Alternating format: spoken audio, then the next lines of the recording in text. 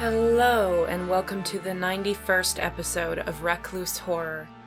This is a daily horror movie review podcast. So just a little background on the project. Back on my birthday last April, I decided I wanted to watch and review a horror movie every single day. I have done so for the past 358 days, although only the last 91 have been podcasts. Before that, it was text reviews. So had kind of a crappy day all around, feel terrible, thought I'd, sit down and relax and watch a horror movie, like I do every single day. And, the short film that I fell on this time was one called Vermin. I believe it's from 2014. Let me just double check that. But, I was sort of expecting, okay, that's sort of a unique one. Maybe it's about, and the picture sort of leads you to believe, if you're not paying too much attention, it might be about, some, little critter, some kind of, bug or something like that. And I'm like, now that sounds like an interesting horror movie. That could be pretty cool. Looks like it's from 2015. So this is Vermin from 2015. Now, that's not what you get. The situation that I described where, you think it's going to be about some little creepy critters that are horror-related, that is not this movie. In fact, as far as I can tell, there's almost nothing that relates to this title in any way in this story. So basically, the story is, it's about this woman. She's clearly moving into a new apartment or house. It's not really clear. And she hears some noises, some, banging around, and that's the whole thing. Now, mind you, this is a 2-minute short. It is 2 minutes and 6 seconds, so you can really only expect so much from this, but there isn't much here. I mean, this is all built up to not really that much, and the title is just so far removed from, the actual subject matter that it's really disappointing. To me personally. Now, this comes from Danny Donahue, who's the same person who did the Moonlight Man. If you remember, Sam and I reviewed both of those together, I think. I think I watched the first one by myself, maybe, and then made Sam watch both of them when we reviewed the second one. And we liked the first one, but we were wanting the second one to build more on the lore that was set up, and really it was just basically a repeat. Not exactly, but it was very similar to just a repeat of the same events that happened in the first one. So this one, to me, I didn't realize that this was by the same person when I first started watching it. But once I realized it, I was like, okay, well, maybe this will act as some kind of a tiebreaker or something for we liked the first one. We didn't really like the second one. How does this one stack up? And it stacks up very poorly. This suffers from a lot of the problems that you got in both of the Moonlight Man stories, which is that there's really very little to it other than a really quick kind of jump scare, which is not exactly what happened in Moonlight Man, but it really had no lore behind it. The first one hinted that there would be more lore. And so that left a good impression. You're like, oh, I can't wait until there's a second one, which of course I already knew there was a second one because Moonlight Man 2 comes up everywhere. If you type in horror short or horror short film or any kind of variation on that, it shows up, on all of those. And it seems to be pretty popular.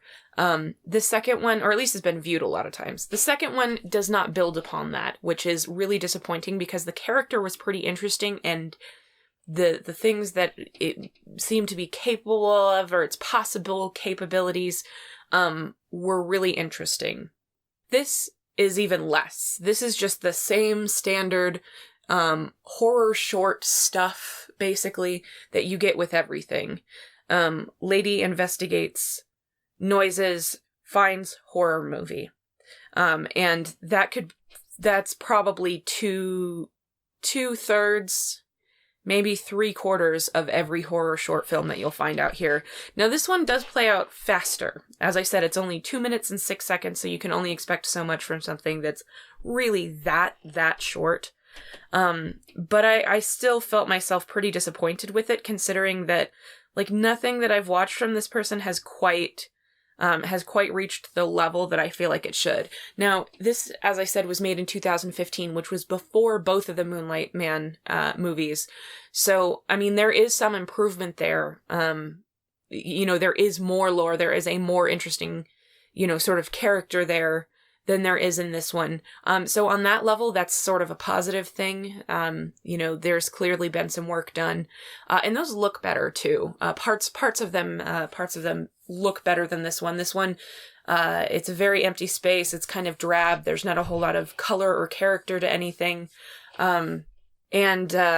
This one, I think the cinematography was fine. I didn't notice any weirdness with the camera work or anything like that. So it's solid. It just doesn't have anything to recommend it really as far as like the production value is concerned. There's, the lighting is very dull, and, really there's no character to the lighting. Not that the lighting was great in those movies. I know there was we did specifically mention that the lighting wasn't very good in those two movies.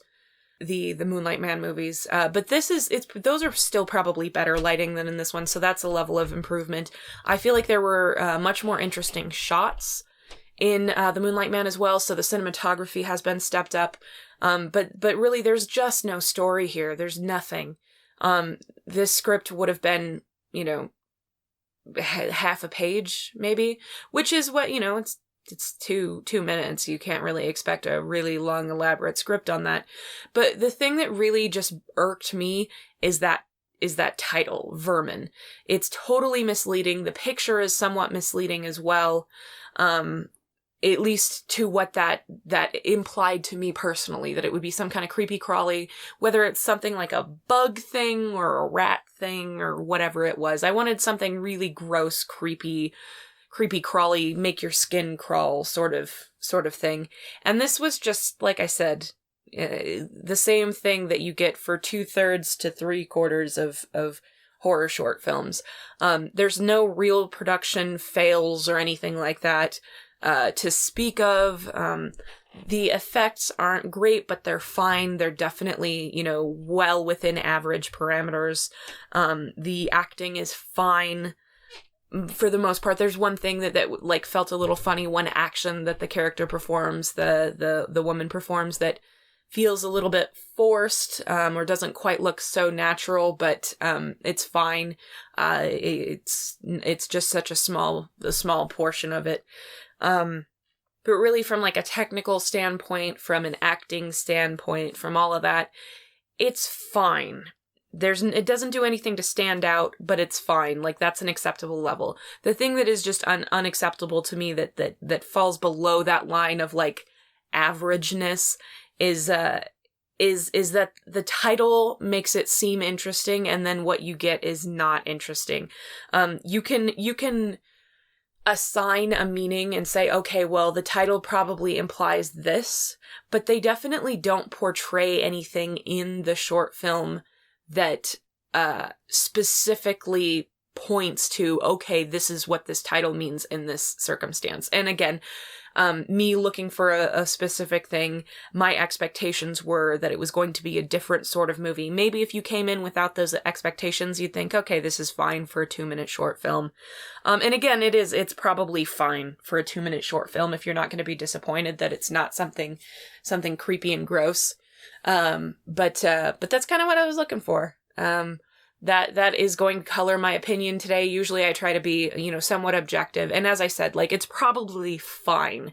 It's just that it has absolutely, positively nothing to set it apart from any other movie that's out there. The effects are better than some and worse than some. The lighting is better than some, worse than some. The camera work, better than some, worse than some. Everything is right on that middle line. There's nothing to recommend this one. From a standpoint of like, would a company that has a couple $1,000s to spend, back this person based on this work? Yeah, maybe it works on that level, like as a sort of demo reel thing. I know we've talked about that a number of times. As a demo reel piece, if it was a really low budget production company, maybe this would be like, okay, yeah, you can use our equipment and here's a couple $1,000s or something like that. Literally like $2,000 to hire whatever that you need to produce something. Go ahead. I wouldn't say that anybody would invest anything more than that based on that, but I'm also not like a producer, so I don't know what those are. I just can't see myself, even if I ran a production company, giving anybody more than a really small amount of money to try to complete something based on that work. I think there's probably a lot of people out there that are a bit more deserving of that money that have been doing things on their own for quite some time. But yeah, I don't know. It's, again, it's not bad. I was disappointed because of my own expectations more than anything else. Yeah, as I said, this is on the Danny Donahue YouTube channel.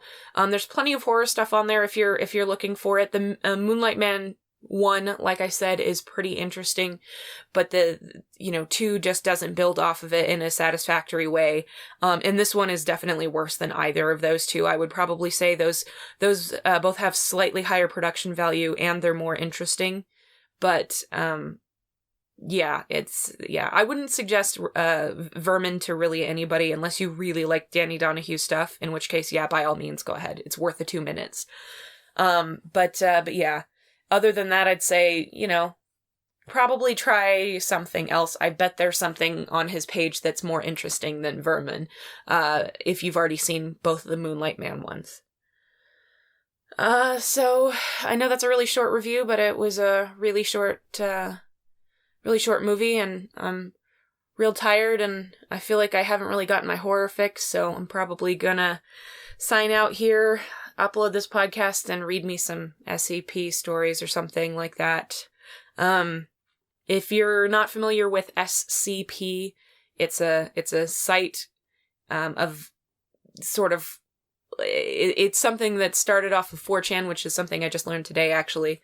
Which, don't let that turn you off of it if you're not somebody who's on 4chan or like 4chan. This is the constructive side of 4chan, which does exist apparently, where they're not trying to dox people or reveal pictures of people's girlfriends or anything like that. This is the part that are content creators, and these are stories that are written by people who basically about a foundation called SCP, which stands for Secure, Contain, Protect, who find these weird objects and weird things and weird creatures, and they have varieties of abilities and origins and all of this stuff. It's a group of creators basically who release their stuff free on the internet through Creative Commons 3.0, meaning you can use any of the stories on that website, even for profit, and build your own things off of it.